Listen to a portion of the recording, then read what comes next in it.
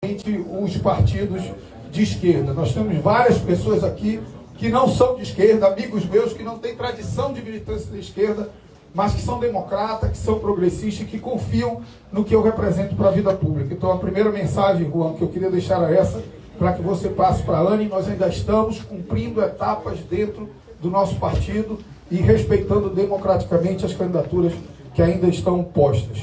Eu vou pedir permissão, já que a gente não montou um cerimonial, nada, para compor aqui uma mesa, primeiro com o nosso presidente do partido, do diretório municipal, o Valdemir, desde já agradecendo o gesto do Valdemir, que na primeira reunião já retirou a pré-candidatura dele em apoio à minha. Quero chamar aqui também o nosso vereador Sassá. Cadê o vereador Sassá? Nós temos outros pré-candidatos a vereador, como não dá para botar todos na mesa, mas o Sassá é o nosso vereador, né? Vereador Sassá, que eu quero também agradecer, porque teve o mesmo gesto de retirar a pré-candidatura dele em apoio a minha já na primeira reunião do partido. Eu quero chamar aqui o companheiro Borges, que também retirou a pré-candidatura dele em apoio à minha candidatura, um líder importante do nosso partido. Em momento nenhum, em nada que nós fizermos, nós podemos prescindir de ter lideranças jovens e mulheres com protagonismo no nosso processo de pré-campanha e de campanha. Então, eu quero chamar duas pessoas, duas mulheres, para compor aqui. Nós vamos precisar de mais cadeira, que é a Camila, que é a presidente da juventude do nosso partido, e a vice-presidente estadual do nosso partido também, para compor aqui, Kívia, verdade, Kívia, falei ali na entrada, tudo bem, Kívia? A Kívia para compor aqui conosco. Não sei, como nós não planejamos muito cerimonial. Deputado Zé Ricardo já chegou? Aí o nosso companheiro Zé Ricardo, bota uma cadeira aqui do meu lado, Zé. Nosso vereador, Zé foi vereador comigo, deputado federal comigo, e eu estava brincando ontem numa reunião que nós participamos, que nós já disputamos, eu acho que umas 8 eleições, isso eu ganhei dele uma vez, eu só tive mais votos dele uma vez, todas as outras ele teve mais votos que eu. Bacana, Zé. Mas, amigos, vamos fazer algo bastante informal. Eu quero dizer aqui qual é a minha ideia, podem sentar, deixa que depois eu vou fazer algo bastante informal. A ideia aqui é a gente ter uma conversa para passar um pouco do que representa essa candidatura, do que me motivou a mudar de rumo da minha vida pessoal e política, já que eu passei 1 ano e meio dizendo que não disputaria mais eleições, do que nós procuramos que essa... vou chamar o Juan aqui também para sentar aqui conosco. Traz a cadeira. Tem uma aqui. Representando a nossa companheira Anne, que também é pré-candidata.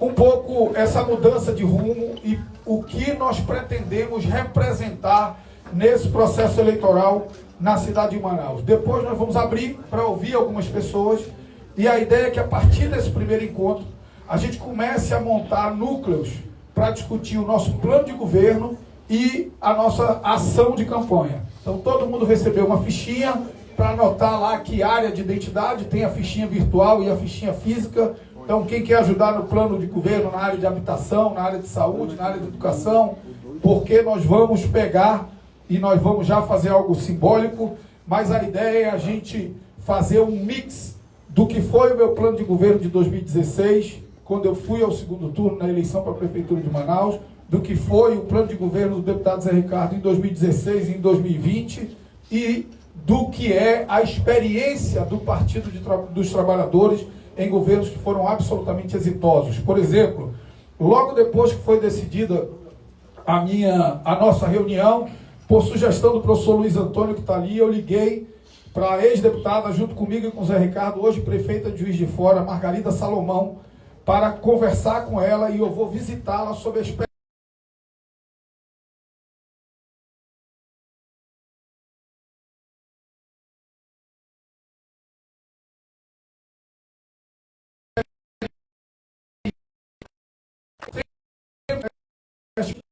O presidente Dilma mandou concluir a obra, tem que pagar o custeio da obra. Então, para não pagar o custeio da obra, eles não fazem a obra e as mães e as crianças continuam sem creche. Mas eu quero aqui, ainda que rapidamente, falar de 4 temas, que são 4 questões que justificam a minha chegada até aqui com essa pré-candidatura pelo Partido dos Trabalhadores. A primeira questão é uma questão de natureza política e muito simbólica para mim, que é um convite feito pelo presidente Lula. O presidente Lula não me chamou e disse, vá ser candidato a prefeito de Manaus. O presidente Lula me chamou e disse, você aceita se filiar no PT, você topa ser pré-candidato a prefeito de Manaus, vá para Manaus conversar com a nossa militância. E é o que a gente tem feito. Muita gente acha estranho esse método do PT e critica o PT pelo que é uma qualidade e não um defeito. Você não ter um cacique que dá uma ordem e todo mundo obedece, deveria ser uma prática de todos os partidos. Isso é a qualidade do nosso partido, não é um defeito. O presidente Lula é o maior líder popular desse país, da história desse país. Ainda assim ele não diz, vá para lá e seja candidato e atropele todo mundo. Ele diz, vá para lá e dialogue com as pré-candidaturas que já estão postas, com a direção do partido e construa a unidade do nosso partido. Não tenham dúvidas. Quem apostar na nossa divisão vai se dar mal. Nós estaremos juntos, nós podemos ter 10 pré-candidatos, mas nós teremos um só pré-candidato. E esse candidato terá o apoio de todos. Eu, inclusive, Zé, disse ontem lá na reunião, Valdemir, que eu estou entrando no PT agora. E eu preciso ter humildade de reconhecer que se eu posso entrar no maior partido da América Latina e apresentar uma candidatura viável e competitiva para a cidade de Manaus, é porque esses companheiros históricos do partido sustentaram essa bandeira nos momentos mais difíceis. Nos momentos mais difíceis. Portanto, eu não sou protagonista dessa história. Eu sou conjunturalmente um dos possibilidades de representante dessa história. Mas protagonismo dessa história é cada militante do partido que fez o partido chegar até aqui com a pujança que ele tem, e isso é fundamental para a nossa história, e eu quero agradecer cada militante que em algum momento da história a gente se cruzou. O Otônio, que militou comigo no movimento sindical, quando eu era advogado do Sindicato dos Professores, outros que militaram comigo como no movimento estudantil, outros na área de vigilante, na área sindical, que foi a minha área de atuação enquanto eu atuei profissionalmente como advogado aqui. E eu disse lá na reunião ontem, e quero, presidente, aqui na sua frente, na frente da presidente, da vice-presidente estadual, fazer o que eu fiz na reunião ontem. Propor ao nosso partido, ao Partido dos Trabalhadores, uma quarentena para qualquer disputa interna que são naturais no Partido Democrático. Mas as disputas internas entrarão em quarentena até o dia da eleição. Porque até o dia da eleição nós temos um objetivo que nos une, que é derrotar o bolsonarismo e construir uma prefeitura popular, uma prefeitura democrática. Eu tenho certeza no espírito de todos, de que nós estaremos unidos nessa caminhada. Gente que em algum momento da minha militância até tivemos enfrentamento, e que até podem ter divergências de posições que em algum momento eu tomei na minha vida, mas que sabem que eu nunca me afastei do compromisso maior do debate, que é o compromisso com os fundamentos da democracia do nosso país.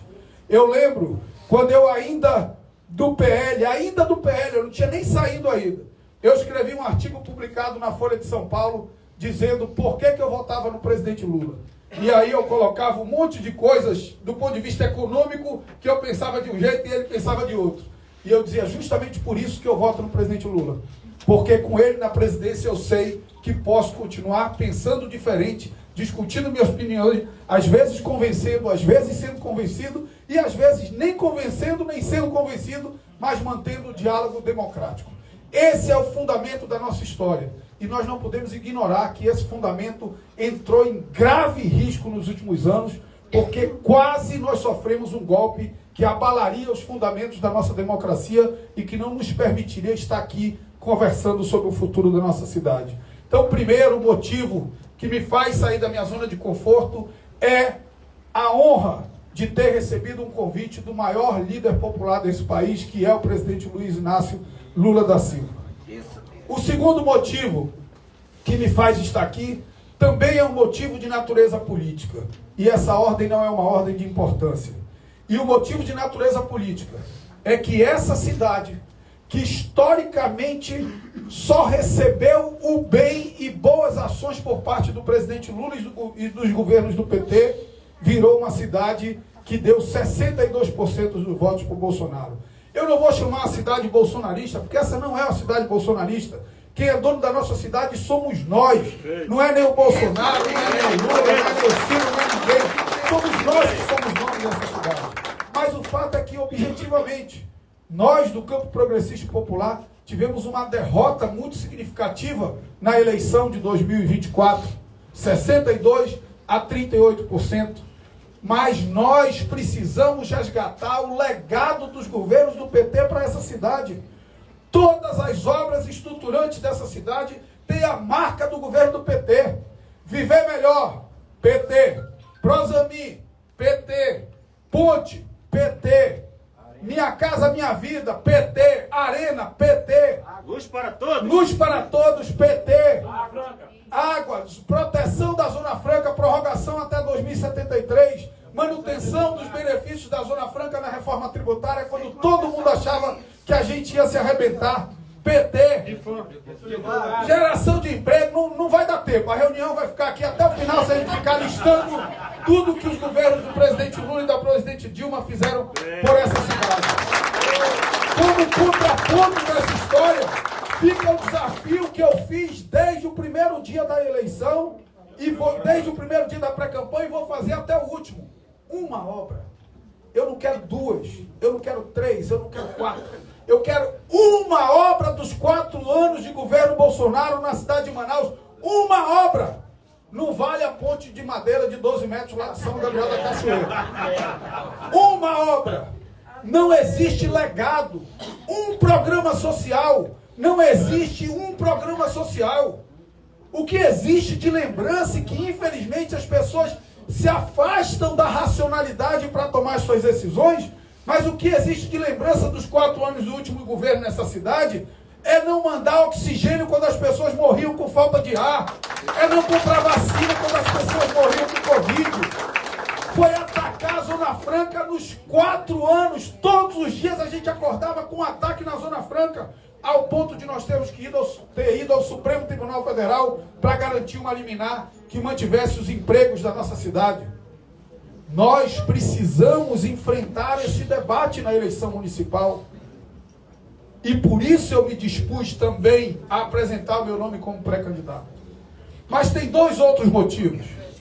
Primeiro, tem um motivo passional, sentimental. Minha mãe está aqui, meus irmãos estão aqui, um não está porque por dever profissional ele não pode estar. Ele é o superintendente da Polícia Federal aqui, ele tem que nos fiscalizar na eleição e não participar de eventos de campanha, e ele é muito disciplinado com isso. Mas, uma vez eu escrevi um artigo que foi um programa da minha campanha de 2016, em que eu dizia, tudo em mim é Manaus.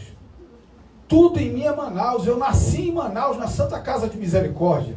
Minha mãe é de Manaus, meu pai é de Parintins, mas veio para cá construir o seu sonho, estudar. Meus filhos nasceram aqui, aqui eu me formei, aqui eu comecei a trabalhar. Aqui eu tive a honra de ter 457 mil votos dos manauaras na eleição de 2016, no segundo turno para prefeito de Manaus. Então a minha história está escrito aqui. Acabou que as contingências da vida me fizeram exercer o mandato de deputado federal, e depois desse mandato de deputado federal, eu segui um pouco da minha vida profissional para Brasília, onde hoje tenho um escritório, para São Paulo, onde hoje eu tenho minha consultoria. Mas eu só estou lá porque Manaus me deu tudo que eu tenho na minha vida. E seria uma covardia com essa cidade eu não atender um chamado para contribuir com ela num momento tão sensível da história da vida de cada um de nós. Mas o quarto aspecto é um aspecto de natureza programática. Uma das coisas que mais me angustiava, e eu falava muito disso como analista, no período ainda antes de ser pré-candidato, eu dizia, é angustiante você participar de um processo pré-eleitoral em que ninguém fala sobre os problemas da cidade. Um é candidato porque o governador quer, o outro é o candidato porque ele mesmo quer, O outro é candidato porque faz meme na internet e o outro é candidato porque faz arminha.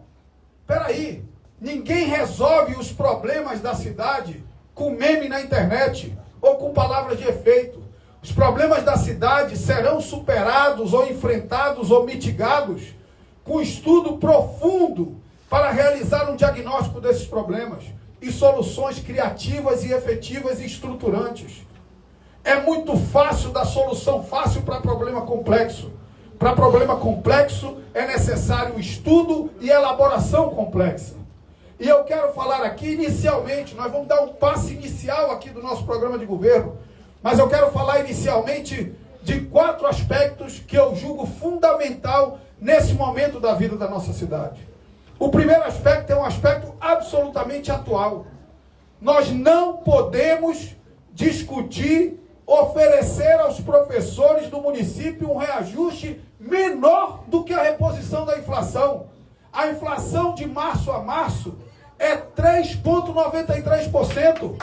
Não é razoável que chegue à Câmara dos Deputados um projeto para reajustar 1,25%. Mas também, simplesmente esculhambar e fazer demagogia não resolve o problema.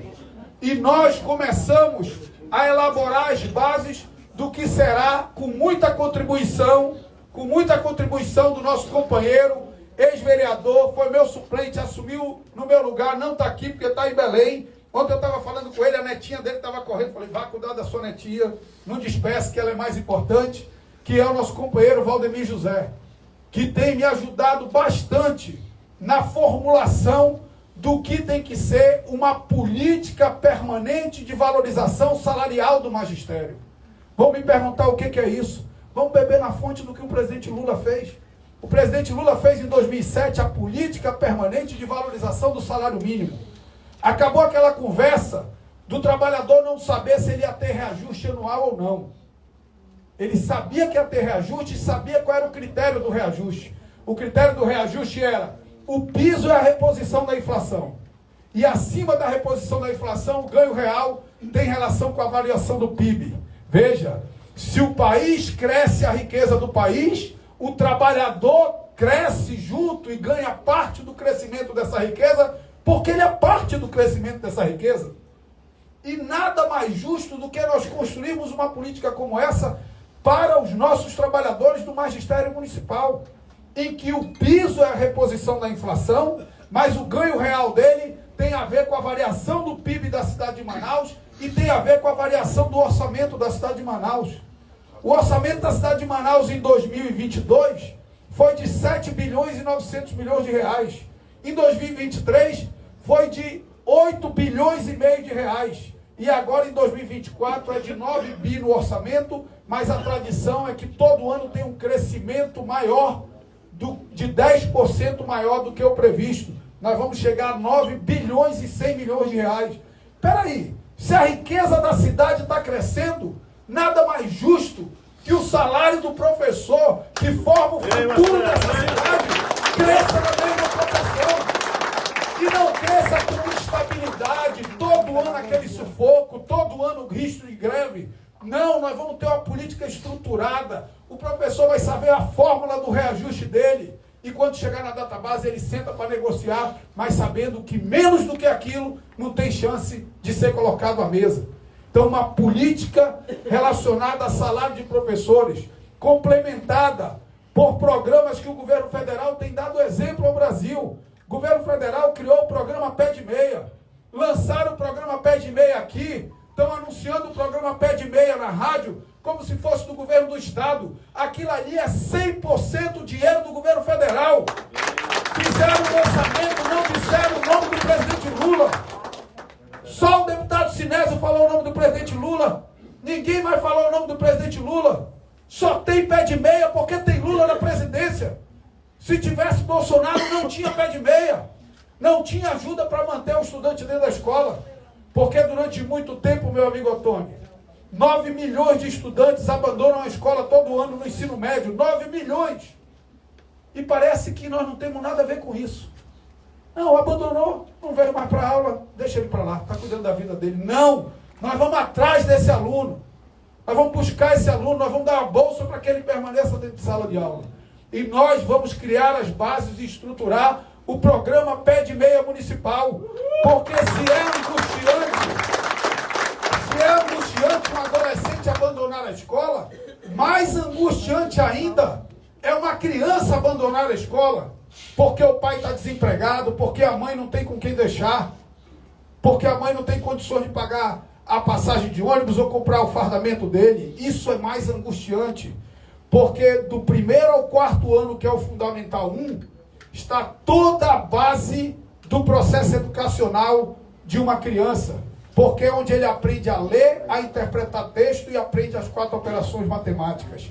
Se ele passar bem pelo 1º ao 4º ano, ele vai ter uma vida escolar saudável. Se ele passar mal, ele vai carregar esse déficit até o final da sua vida, porque a escola não vai parar para voltar para ensinar ele a ler e nem as 4 operações matemáticas. Nós vamos oferecer o melhor ensino fundamental 1 do Brasil, porque isso vai refletir no futuro da nossa escola. Os modelos de escola de tempo integral precisam ser replicados no município. Ah, mas o município não tem escola suficiente para fazer tempo integral. Nós temos que ser criativos. Espera aí, por que no contraturno do aluno eu não posso usar um espaço alternativo para que ele tenha uma aula de inglês, para que ele tenha uma aula de um reforço escolar, dentro do templo de uma igreja, dentro do espaço de uma associação comunitária? Ou seja, construir parcerias para garantir que o aluno tenha ocupação no contraturno da escola. Isso estava lá no meu plano de governo de 2016. E nós vamos resgatar isso com criatividade, com sabedoria, com diálogo com a sociedade. Então a primeira questão é essa questão educacional, que mescla melhoria do salário, valorização do professor através de uma política salarial e, ao mesmo tempo, melhoria das condições escolares e garantia de que o estudante não abandone a escola. Mas tem um segundo problema, que é um problema crônico da cidade de Manaus, que o deputado Zé Ricardo domina muito, e vezes nós concordamos, vezes nós divergimos sobre transporte coletivo e mobilidade urbana. E que bom, a gente vai aprendendo junto. Eu tenho que aprender com o Zé Ricardo, ele tem que aprender comigo, e a gente vai crescendo nas nossas diferenças e nas nossas contradições. Todo mundo acha que vai resolver problema de mobilidade urbana botando mais ônibus na rua, colocando ônibus novo. As ruas nunca vão se alargar na mesma proporção do crescimento do número de carros e do número de pessoas. Nunca, é impossível. A gente faz um viaduto hoje, ele alivia um pouquinho, 5 anos depois já está o mesmo gargalo, do mesmo jeito. Nós temos que discutir mobilidade urbana casado com reordenamento do espaço urbano, com diminuição da necessidade de deslocamento das pessoas. Um cidadão que mora na colônia Antônio Aleixo, se ele não souber usar a internet, para pagar uma conta, ele tem que pegar um ônibus e sair da colônia Antônio Aleixo, porque lá não tem uma loteria, não tem um banco, não tem uma loja dos Correios. Se você aproxima os serviços da população, você diminui a quantidade de deslocamentos. Isso é mobilidade urbana e ninguém quer falar sobre isso. O cara que quiser montar uma loteria, um banco, um correio lá na colônia Antônio Aleixo, ele não vai pagar imposto nenhum, ele vai pagar 0. Porque a prefeitura vai economizar de outra forma. Vai economizar não tendo que gastar com o deslocamento das pessoas, aproximando as pessoas dos serviços.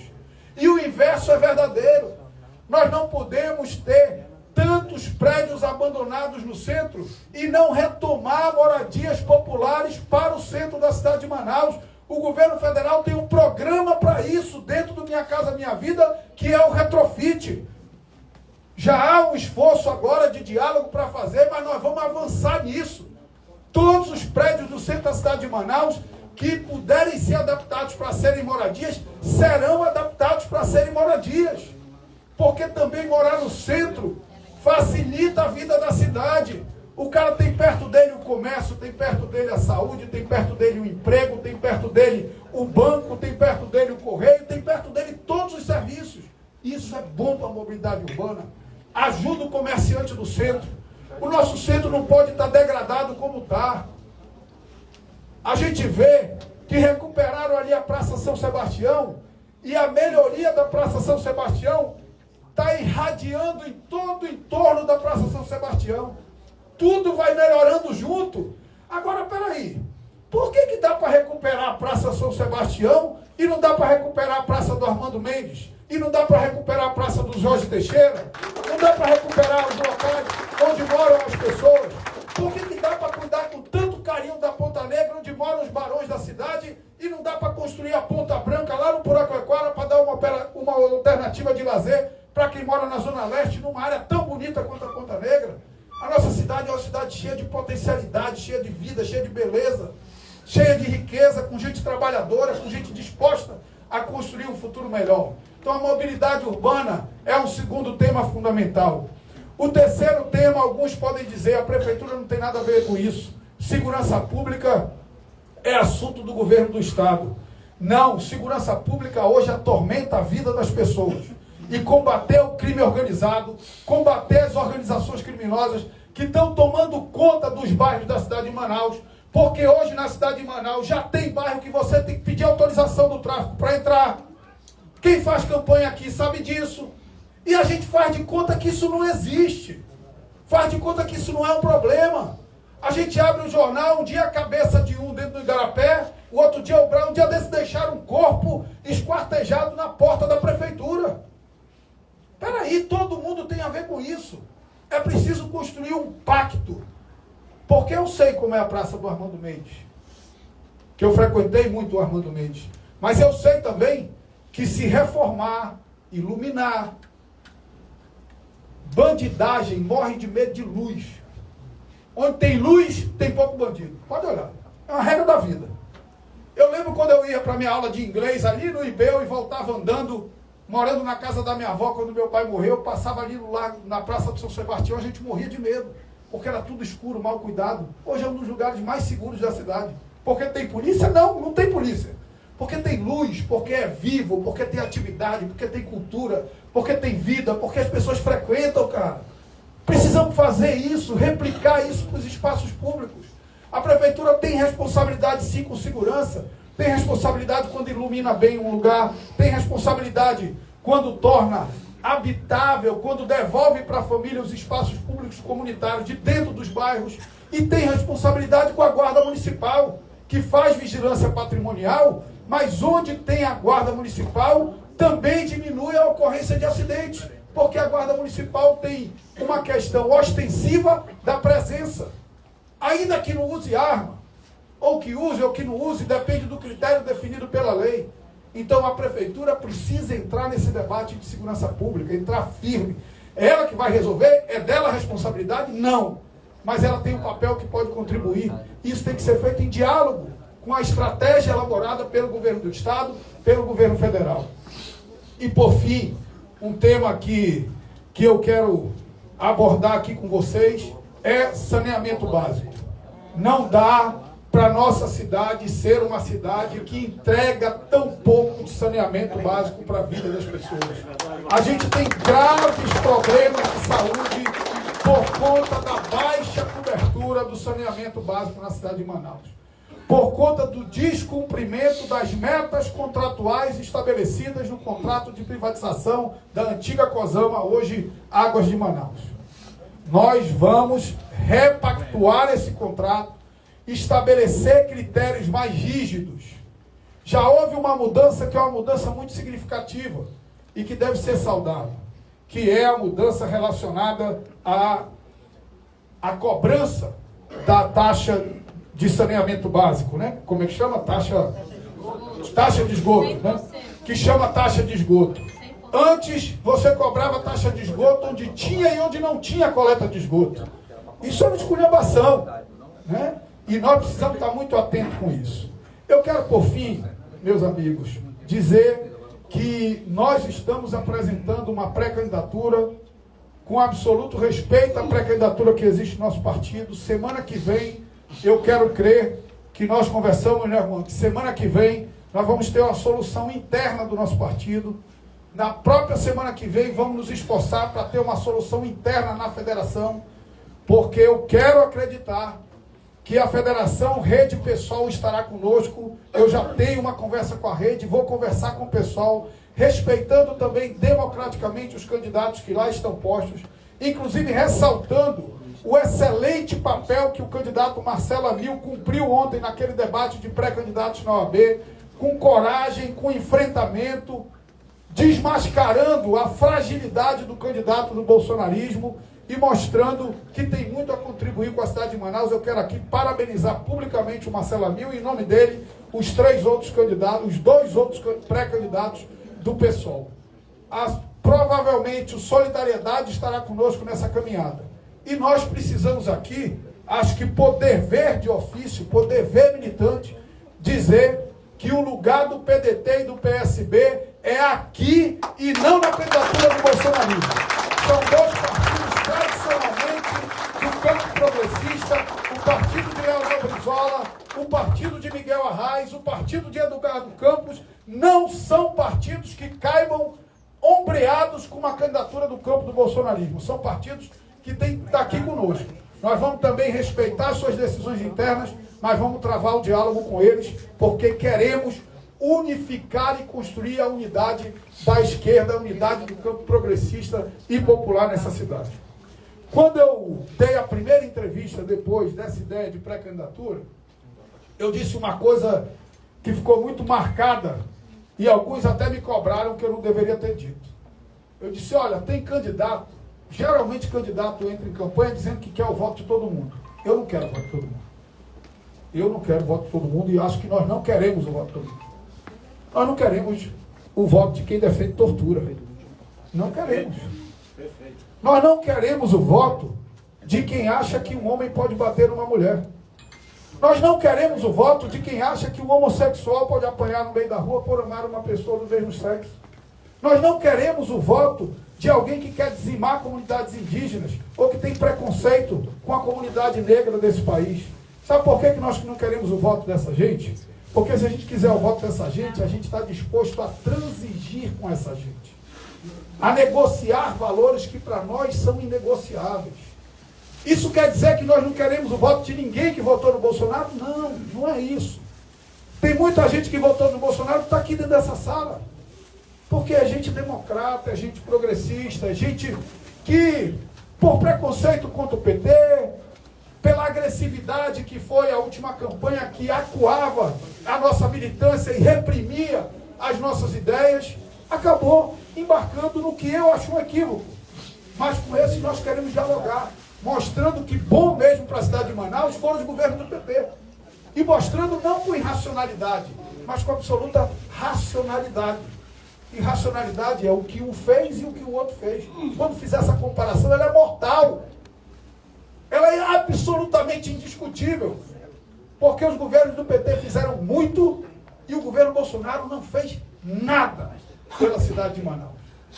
Então, esse é um ponto de largada de uma pré-candidatura. Aqui está parte da militância do Partido dos Trabalhadores e aqui está parte dos meus amigos, das pessoas que tradicionalmente me acompanham e que estavam absolutamente dispersas, porque há 10 dias a possibilidade de eu ser candidato objetivamente não existia. E eu fico muito feliz que gente que eu não encontrava há tanto tempo, de repente olhou e disse, olha, estou dentro.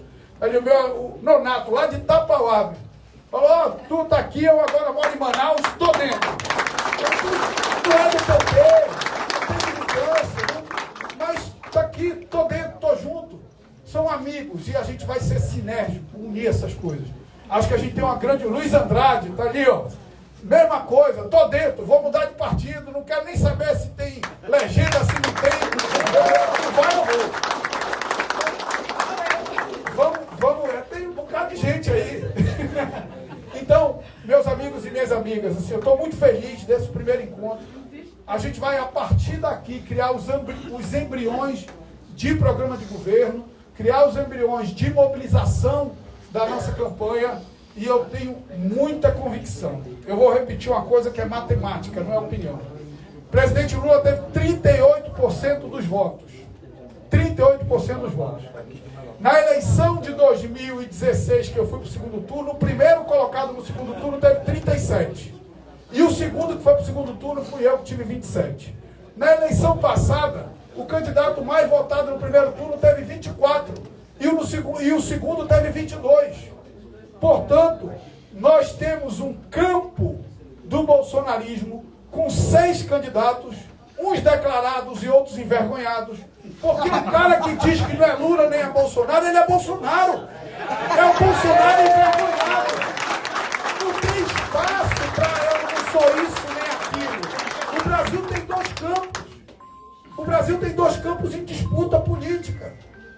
Isso reflete na vida das cidades. Porque a gente sabe o que é o nosso governo para Manaus e a gente sabe o que foi o governo do Bolsonaro para Manaus. Ponto. Então o cara fica ali, não, eu não sou nem isso nem aquilo. Cara, eu morro de medo de quem não é nada. Eu morro de medo de quem não é nada. Nego pode gostar de mim, pode não gostar. Agora, todo mundo sabe a minha opinião sobre tudo. Isso é até um risco. Eu digo que eu tenho mais coragem que juízo. Isso é até um risco, mas todo mundo sabe a minha opinião sobre tudo. Quando eu abro a página de um político, aí tem lá assim, hoje o dia amanheceu tão bonito, as garças hoje estão lá no Igarapé do Mindu, acredite em você, que você vai prosperar na vida. Eu digo, ih, esse cara não presta. Porque político é para ter opinião, pô. Político é para liderar, não é para ser liderado. Verdade. Político é para convencer. Tendo humildade de ser convencido, mas também para convencer. Para errar, para acertar, para corrigir rumo, para ser convencido e mudar de opinião. Político é para isso, cara. Quando eu vejo o cara muito, não sei o quê, não dá, meu amigo. Qual é a tua opinião sobre isso? Diga. Eu tenho o direito de tu não concordar com a minha opinião. Eu não tenho o direito de tu não saber. Porque eu sou uma pessoa pública. Né? Já desse no período que eu não estava querendo saber de eleição, eu mandei um cara para bem longe no Instagram, vocês viram, né? Todo mundo viu, né? Eu mandei. E aí uma jornalista republicou aquele vídeo e um amigo meu me mandou, disse, pô, a sacanagem dessa jornalista, ela republicou aquele vídeo para te sacanear. Eu falei, não é sacanagem não. Isso é jornalismo. Isso é liberdade de expressão. Enquanto eu estava fora da vida pública, era um tema absolutamente irrelevante. Quando eu volto para a vida pública, é um tema relevante. Ela tem que ser saudada e parabenizada pela independência e pela coragem dela de republicar o vídeo me criticando. E eu tenho um compromisso inafastável com as liberdades democráticas e a liberdade de imprensa está dentro disso. E preciso ter a chance de explicar. Todos que acompanham política sabem o quanto eu fui agredido pelo bolsonarismo nos últimos 2 anos do meu mandato, quando era vice-presidente da Câmara dos Deputados. Enquanto eu estava no mandato, eu suportei tudo. Quando eu saí do mandato, eu me dei o direito de mandar um cara para o lugar que ele tinha que ir mesmo. Eu posso fazer isso como cidadão, posso até ser julgado como cidadão, mas peraí, pô. Eu tenho coração, eu tenho família, eu sofro, eu sinto todas essas agressões contra mim, contra as pessoas próximas de mim, as pessoas que caminham comigo, que me amam, que não escolheram a vida pública, sofrem quando leem aquelas agressões. Agora, na vida pública, que eu traço um caminho de volta agora, eu não tenho o direito de perder o controle. Eu tenho o dever de manter a serenidade, de manter o respeito, mesmo com quem é agressivo e desrespeitador comigo. E assim será a partir desse caminho de volta. Respeitando quem pensa diferente, enfrentando o debate com quem pensa diferente, mas procurando construir um futuro melhor para a nossa cidade. Por fim, eu quero dizer que estou muito feliz, muito animado. Eu vou pedir permissão de todos aqui para registrar o gesto do meu amigo Zé Ricardo. Nós temos uma trajetória longa juntos. O Zé Ricardo, naturalmente, estaria aqui no meu lugar. Se fosse o Zé, talvez não tivesse nenhuma outra pré-candidatura, porque ele unificava o Partido dos Trabalhadores já no primeiro passo, por tudo que ele representa como militante, pela sua história e tudo mais. E o fato dele, desde o primeiro momento, ter estado ao meu lado e ter publicamente anunciado a importância de nós caminharmos juntos é muito simbólico, muito significativo para mim, viu, Zé? Muito obrigado, estou muito feliz que a gente possa caminhar juntos. No mais, a largada está dada e que essa turma do bolsonarismo se prepare. Como eu disse um dia desse, eles estavam acostumados só a bater e não apanhar. Agora é peia de lá, peia de cá e vamos ver quem aguenta. Um abraço.